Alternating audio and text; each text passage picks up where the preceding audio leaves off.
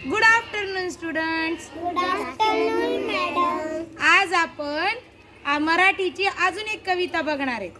कवितेचं नाव आहे झोक्या रे झोक्या. ठीक आहे, तर मग आता ही कविता म्हणायची का? सगळ्यांना झोका खेळायला आवडतं की नाही? चला तर मग बघूया आता आपण झोक्यावर बसून काय काय करायचंय. सगळेजण तयार आहे? झोक्या रे झोक्या चल उंच जाऊ, चिमणीच्या बाळांना हळूच पाहून येऊ.